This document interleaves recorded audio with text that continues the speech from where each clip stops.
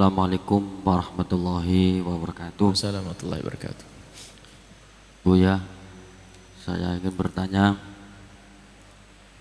Saya telah kemarin membaca kitab fikih bahwa di dalam fikih menjelaskan untuk akikoh anak laki-laki jatahnya 2, kemudian perempuan 1. Yang saya ingin tanyakan, untuk laki-laki jatahnya 2, apakah dengan 2 itu kita bisa dicicil? Artinya misalnya ini tahun ini 1, tahun depannya 1 lagi. Kemudian untuk akikoh, di desa saya kadang-kadang orang mengatakan bahwa orang yang berkorban tidak akan diterima atau tidak boleh kecuali dengan melakukan akikoh dulu.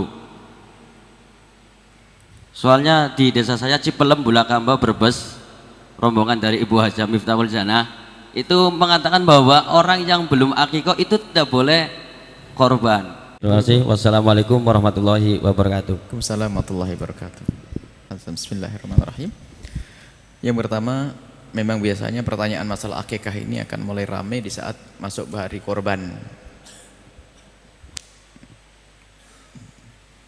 Ini banyak permasalahan. Permasalahan adalah kesalahpahaman fikih. Kesalahpahaman fikih yang pertama adalah orang ngira korban, saya bicara korban dulu, ngira korban itu seumur hidup sekali. Ini nih kesalahpahaman fikihnya. Sehingga kalau ada Pak Haji diajak korban, oh saya sudah korban, kapan? 10 tahun yang lalu. Ini coba di masyarakat.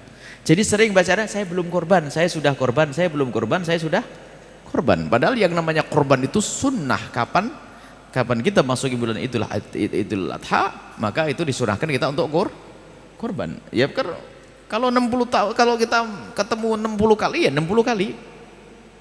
Sunnah, tetap sunnah, tetap sunnah, tetap sunnah. Baik. Nah kalau akikah seumur hidup sekali. Haji sekali. Ini makanya korban itu dianggap kayak haji. Makanya sekarang itu kampung di Indonesia tuh sedikit penduduknya. Sebab di satu dosa itu penduduknya cuman, kalau bisa ketahuan di hari raya penduduknya cuma 46. Dari mana tahunya? Kambingnya cuma 46. Berarti kan kambingnya 46, penduduknya cuma 46. Yang korban cuma 46 orang, yang lain nggak ngerti kalau korban itu sunnah baginya. Dan kalau orang sadar korban ini akan menabung, tidak membeli di waktu mahal, bisa jauh-jauh. Setelah bulan haji buar, beli untuk disembelih tahun depan. Sunnah setiap orang, sunnah ini ya. Setiap tahun. Baik, adapun masalah akikah itu disunnahkan dah. Kapan akikah itu disunnahkan? Dan siapa yang sunnah? Akikah disunnahkan atas orang tua. Jadi orang tua yang punya anak sunnah dia mengakikahi anaknya. Bukan saya ngakekai abah saya, bukan saya ngakekai.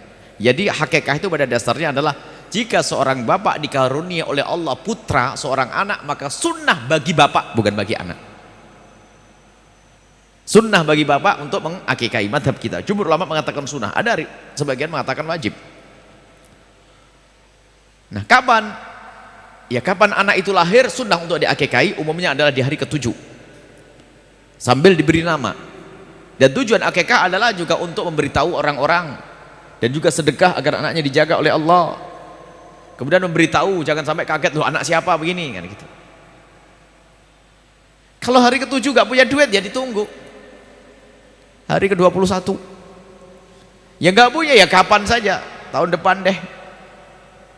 Sampai kapan? Sampai anak itu balik, sudah haid bagi wanitanya, atau keluar mani di usia 9 tahun ke atas, atau seorang laki-laki sudah balik, sudah keluar mani, maka saat itu orang tua lepas, tidak dituntut dengan yang namanya korban akikah.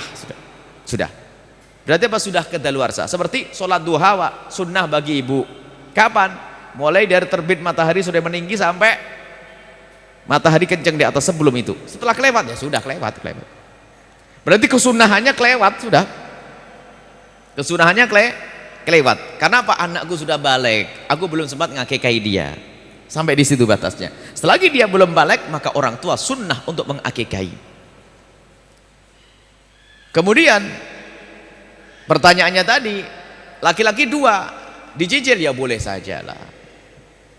Dicicil boleh. Sekarang aduh punyanya kambing 1, sembelih 1, nanti ada lagi sembelih lagi yang kedua, boleh, nggak ada masalah. Kemudian ada masalah hakikah lagi. Jika seandainya anak kita sudah terlanjur balik, belum sempat kita akikahi, apakah boleh dia mengakikahi untuk dirinya sendiri? Ya boleh. Paling tidak itu jatuh sedekah, akikahi. Misalnya apa? Saya belum, mungkin orang tuanya ngomong, nak, aku dulu malam larat fakir nak ya, jadi aku belum sempat ngakikahi kamu nak. Ya sudahlah. Kalau begitu ya, seorang bapak boleh memberikan kambing kepada anaknya, nak ini kambing, akikahlah untuk dirimu sendiri. Baik, ini boleh. Ataupun dia mencari kambing, saya belum akikah, agar dapatkan sunahan. Biarpun sebagian ulama mengatakan tidak jatuh akikah, tapi yang jelas dengan menyembelih kambing itu seperti sedekah, sudah dapat pahala. Jadi boleh mengakikah dirinya sendiri, tapi tidak dituntut lagi secara sunnah seperti waktu duha sudah kelewat begitu. Ini adalah masalah akikah, boleh dicicil urusan akikah. Adapun masalah akikah dengan korban, nah ini loh ada saja masih berulang-ulang nih. Ini pertanyaan ini bukan hayalan, ada di masyarakat pertanyaan, mana ada didahulukan akikah atau korban? Akikah atau korban? Misalnya saya belum diakikahi, saya umur begini, umur tua begini, Tuhan, belum diakikahi misalnya.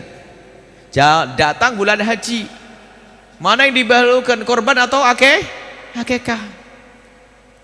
Ini pasti pertanyaannya tidak pernah ngaji. Yang tugas ngakikahi saya itu siapa? Abah saya sudah selesai. Lah korban ya saya korban, ngapain saya ngurus akikah?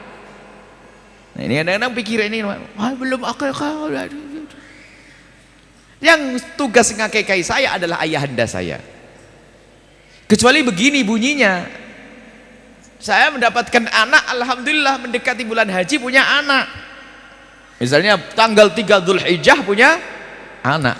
10 Dzulhijjah itu ini mana kurban atau akikah? Ini kan begitu loh. Akikah tugas siapa? Tugas saya. Kurban untuk saya juga saya. Mana begini? Nah, ini masuk akal pertanyaan ini. Mana yang lebih dahulukan? Ditanya dulu, ente bakal punya duit lagi enggak nanti kalau akikahnya diundur sedikit? Oh punya, ya sudah korban aja sekarang, nanti akikah biar banyak yang disembelih nanti. Sebab kalau dijadikan akikah nggak bisa korban, tapi kalau akikah tinggal mundur beberapa hari saja, nggak susah sebetulnya. Yang menjadi masalah tuh pertanyaan itu muncul karena orang menganggap korban itu seumur hidup sekali. Itu jadi korban, kalau ada orang belum diakikahi, korban adalah sunnah yang dikukuhkan. Adapun akikah bukan tugas saya, tugas abah saya.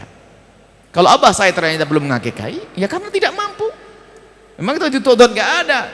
Kalau semua kullu mauludin marhunun bi akikatihi, semua bayi itu akan digadai dengan akikahnya. Kalau tidak diakikahi nggak usah beri syafaat kepada bapaknya. Loh, bapaknya melarat, nggak punya duit. Masa Islam apa ajaran sekejam itu nih? Ini kan salah fahamnya santri yang ngantuk kerjaannya ngeliwet tok. Belajar yang jangan merepotkan orang sederhana sebenarnya permasalahannya.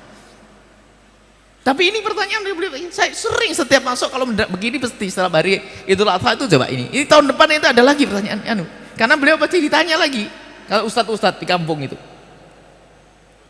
Banyak ini terulang-ulang. Saya jadi akikah adalah sunnah yang dibebankan oleh Allah kepada orang tua untuk mensyukuri anaknya. Adapun korban atau atas diri. Kalau saya punya anak, maka saya dan anak dan istri korban. Kalau 10, 12 Kalau ternyata punya satu, kalau punya satu saja, aduh nih satu keluarga cuma punya satu nih, lumayan satu.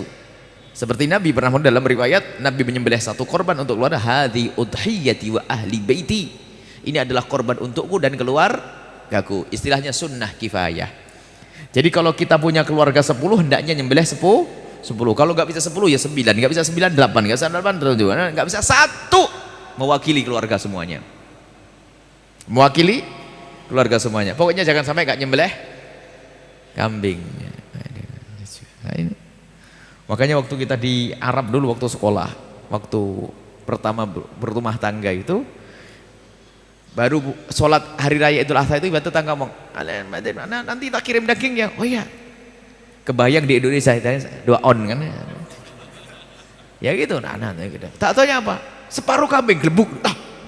Oh begitu, rupanya setiap rumah itu pasti nyembelih kambing, 1, 2 dan sebagainya, dikasih separuh kambing karena kita sudah berumah tangga, dikasih separuh kambing. Sebelahnya separuh kambing, bingung, akhirnya buat maulidan sama anak-anak sama temen lain. Jadi budaya ini, jadi namanya hari raya besar tuh membesar betul, makan besar, enak daging semuanya.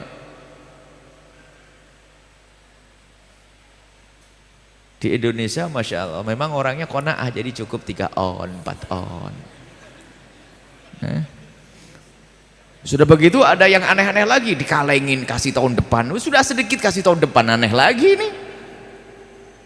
Ikan lohan, ikan patin, karena zaman korban dikornetin. Kelamaan nih kayak di negeri yang kebanyakan korban saja ya. Kita ngingetkan, enggak usah pakai kornet-kornetan itu. Mau di kemana, mau diapain, mau dibawa kemana, ke Irian, kirimkan duitnya sama biaya untuk ngalengin sudah jadi. Biaya pengalengannya, korbannya tetap di sini, sebab di sini juga masih kok kurang. Paling banter 7 on ya, 7 on 6 on, anaknya 10 dapat 1 betul. Akhirnya jangan dikunyah anak biar awet. Walhasil sudahlah, ini fatwa aneh-aneh. Sudahlah, korban segera disampaikan, terlambat dari hari tasyrik haram bagi yang membaginya, zalim kepada. Makanya korban itu hendak dituntas pembagiannya kapan? Hari tasyrik yang ketiga. Jadi hari raya pertama, kemudian besoknya hari tasyrik 11, 12, 13. Dan korban itu sepanjang hari tasyrik masih bisa. Misalnya ibu hari raya Idul Adha nggak punya kambing, tak taunya hari raya Idul Adha mampir ke rumah bibi dikasih duit, boleh besok nyembelihnya. Beli ke pasar, beli. Tidak harus pas setelah sholat. Ditunda sampai esok hari tasyrik yang pertama, hari tasyrik kedua, hari tasyrik ketiga masih boleh. Tapi kalau Anda sudah diamanati untuk membagi daging korban, jangan disimpan ditunda-tunda. Tapi kalau daging korban sudah nyampe kepada Anda dapat bagian dikasih, boleh Anda simpan makan tahun depan juga boleh. Tapi karena sudah dikasihkan kepada Anda. Tapi kalau Anda masih diamanati untuk membagi, jangan disimpan. Kemudian ada daging korban yang wajib sama yang tidak wajib. Ini juga salah di masyarakat. Kalau korbannya tidak nazar, korban itu sunnah semuanya pada dasarnya. Selagi tidak dijadikan nazar, nazar itu aku menjadikan daging ini untuk korban, dinadarkan untuk korban. Kalau sudah kambing itu dijadikan nazar untuk korban, maka yang punya tidak boleh makan. Tapi kalau korban sunnah, rata-rata sunnah, ya boleh makan. Ini ada lagi, nggak boleh makan, nyium baunya dong. Sehingga kalau sudah tradisi baik, semuanya punya sembelihan kambing, setiap rumah nyembelih kambing, nanti caranya membaginya begini. Saya nyembelih kambing dibagi 3. Korban sunnah tadi dibagi 3. 1/3 dibagikan pada fakir miskin. 1/3 untuk keluarga, jangan sampai keluarganya ngiler. 1/3 lagi dimasak untuk menyambut tamu, karena mungkin tamu datang. Setelah dibagi 3. Jadi boleh makan, jangan dikasih bulunya. Ada nggak boleh kata, Masya Allah. Kalau nadar iya nggak boleh. Ini adalah bab korban banyak nih, hukum-hukum korban tuh banyak ini. Kalau kita bicara korban, tapi tidak apa-apa, cukup sampai di sini dulu. Masih agak jauh, insya Allah kita akan bahas pada pertemuan selanjutnya, insya Allah. Baik, seperti itu.